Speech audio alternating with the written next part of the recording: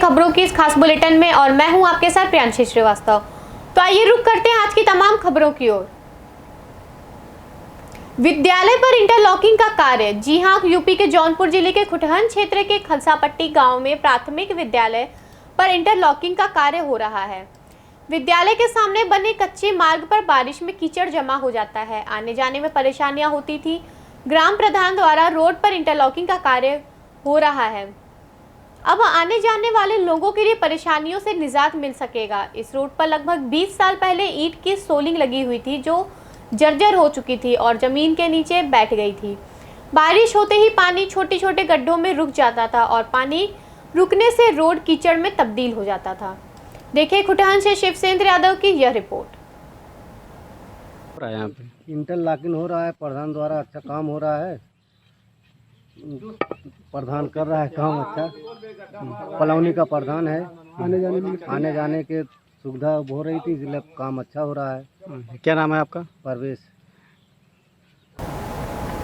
अवैध वसूली से टेम्पो संचालकों ने थाना अध्यक्ष को सौंपा पत्र। जी हां, यूपी के सोनभद्र जिले के थाना क्षेत्र के अंतर्गत विडमगंज दुग्धी मार्ग पर चलने वाले दर्जनों की संख्या में ऑटो टेम्पो चालकों ने विडमगंज मां काली मंदिर के पास स्थित टेम्पो स्टैंड पर रंगदारी व अवैध वसूली में लिप्त सलयाडीह ग्राम पंचायत के एक व्यक्ति पर आरोप लगाकर विडमगंज थाने के पास खेल मैदान पर दर्जनों की संख्या में टेम्पो खड़ा करके थाना अध्यक्ष को पत्र देकर समस्या से अवगत कराया। टेम्पो संचालक नवीन कुमार, मनदीप कुमार, विजय कुमार, उमेश कुमार कनौजिया ने बताया कि उक्त व्यक्ति की दबंगई इस कदर बढ़ गई है कि हम टेम्पो वालों को सवारी नहीं ढोने देता तथा मालवाहक पिकअप से सवारियों को दुग्धी विडमगंज भेजता है तथा हम लोगों को बोलने पर गाली गलौज व मारपीट पर आ जाता है, जिससे अजीज आकर आज हम सभी सवारी में चलने वाले टेम्पो चालकों ने एकजुट होकर विडमगंज थाना अध्यक्ष को पत्र सौंपा है कि उक्त टेम्पो स्टैंड पर कार्यरत व्यक्ति के ऊपर उचित कार्यवाही की जाए ताकि हम सभी टेम्पो चालक दुग्धी विडमगंज मार्ग आने जाने वाले सवारियों को बेहतर तरीके से सेवा दे सकें। इस मौके पर टेम्पो चालक संतोष कुमार, राजकुमार, दीपक कुमार, राम केवल नारायण, नंदू कुमार, मनीष, मनदीप कुमार, सुशील कुमार, विजय कुमार, अमरेश कुमार, विजय कुमार यादव, सत्य प्रकाश विश्वकर्मा, मंदिर कुमार, चंदन, सोनू कुमार, गोकुल, अखिलेश सहित दर्जनों टेम्पो चालक मौजूद थे। देखिए सोनभद्र से आशा चौबे की यह रिपोर्ट। क्या नाम है? रविंद्र कुमार कनौजिया। ये आप लोग यहाँ पे धरना प्रदर्शन किए हैं, क्या मामला है? जैसे सर यहाँ पिकअप सवारी में चलती है और यहाँ के जो एजेंट है गुंडागर्दी से पैसा वसूलता है और हम लोग ऑटो वालों को बोलता है कि नहीं बिल्डा में तुम लोग को नहीं चलना है, भैया बहनिया करता है, जिसमें गाली गलौज और मारपीट की संभावना हो जाती है और कई लोगों से मारपीट हो चुकी है। कौन एजेंट है? यहाँ का है कोई निर्मल नाम का व्यक्ति जो पिकअप चलवाता है पैसे लेकर कुछ। तो आप लोग क्या चाहते हैं? सर हम लोग चाहते हैं यही कि पिकअप को बंद कर दिया जाए। ऑटो सवारी गाड़ी है, सवारी पैसेंजर गाड़ी है, ऑटो चलना चाहिए। गौसपुर दरगाह में मत्था टेकने से पूरी होती हैं मुरादें। जी हां, यूपी के जौनपुर जिले के खुटहन क्षेत्र के गौसपुर दरगाह का सालाना मेला 9 दिसंबर की रात फाटक खुलते ही शुरू हो जाएगा। जायरीनों के मस्जिद के भीतर पहुंच मत्था टेकना व मिन्नतें मुरादें करना उर्स उर्द माह के रवि उस्मानी के 11वें से शुरू होता है जो 7 दिनों तक चलता है। यहाँ देश के कोने कोने से 50,000 जायरीन पहुँचते हैं।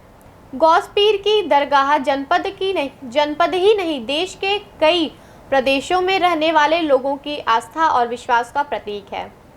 मान्यता है कि यहाँ दरगाह में जो मुराद लेकर आते हैं वह पूर्ण अवश्य होती है। इसके अलावा यहाँ प्रत्येक गुरुवार को सैकड़ों की संख्या में अकीदतमंद पहुँचते हैं। इसी विश्वास के चलते यहाँ हिंदू धर्म को मानने वालों का भी जमावड़ा होता है। यहाँ अधिकांश लोग प्रतिबाधा के निवारण के लिए आते हैं। देखें खुटहन से शिवसेंद्र यादव की यह रिपोर्ट।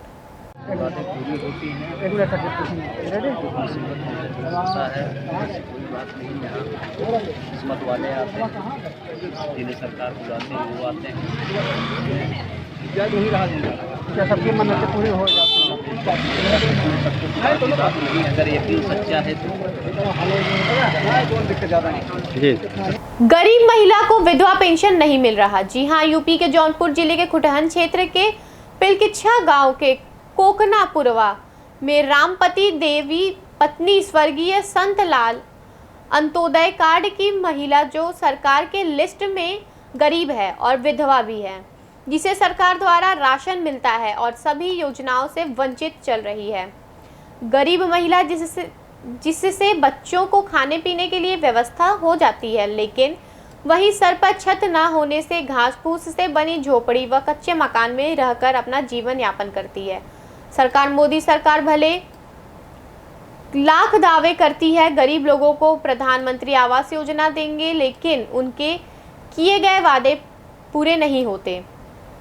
जब गरीब महिला को आवास नहीं मिल रहा तो अन्य लोगों को कैसे मिल सकता है? इसे विधवा पेंशन भी नहीं मिलता है। देखिए खुटहन से शिवसेंद्र यादव की यह रिपोर्ट। पेंशन मिलता है कि नहीं मिलता, कैसे क्या? नहीं मिला तो भैया, नहीं मिल रहा भी। नहीं। कैसे आप गुजर बसर करती हैं? क्या करी भैया, कैसे कैसे हम कमाते हैं, 2-4 पैसा कमाते हैं, नॉन पेट चला विधवा पेंशन अगर मिल जाता तो कुछ खर्चा चलने के लिए सब चला था। तो रहने के लिए घर ही है, बात की ला जाता परेशानी हो जाए। मतलब एक छप्पर कलाओं में कुछ नहीं है? नहीं। क्या नाम है? रामपति। किस गांव से हैं आप? हैं? किस गांव से हैं आप? कोकना। बारिश की आस लिए कठिन तप पर बैठी 6 वर्ष की बच्ची। जी हां, यूपी के बदायूं जिले के गांव खीरकबारी में 6 वर्ष की बच्ची संता बारिश न होने के कारण बिना अन्न जल ग्रहण किए 4 दिन से बारिश होने की आस लगाए भगवान की कठिन तपस्या करने बैठ गई है।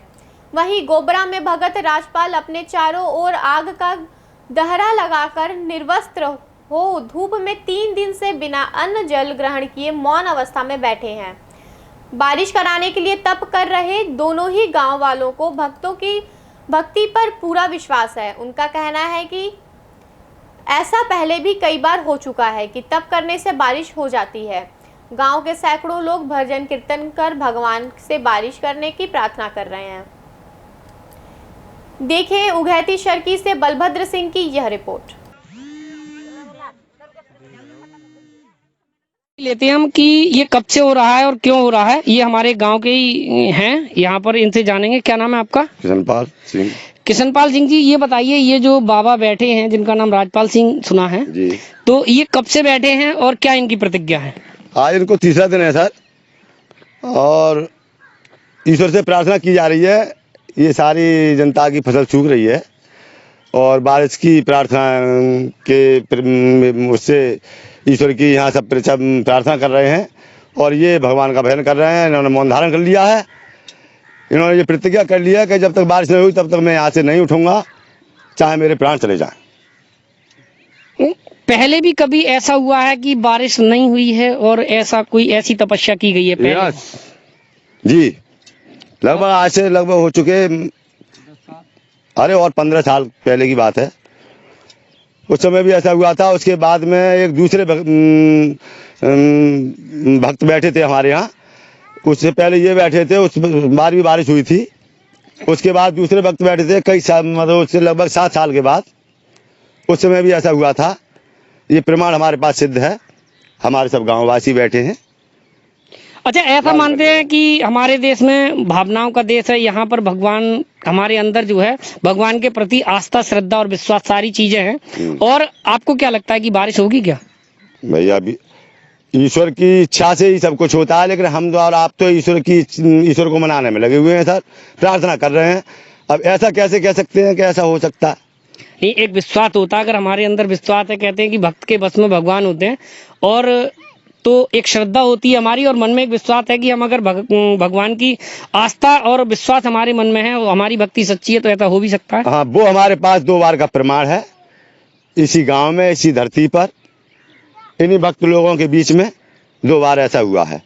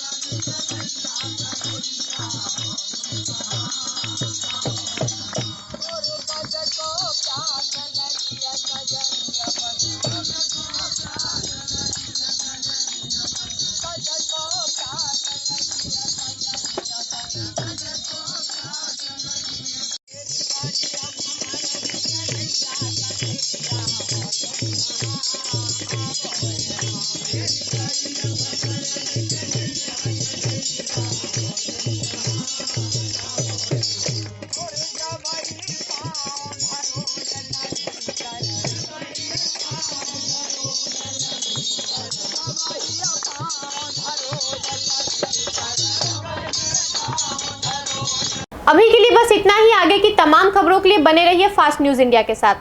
तब तक के लिए मुझे दीजिए इजाज़त। धन्यवाद।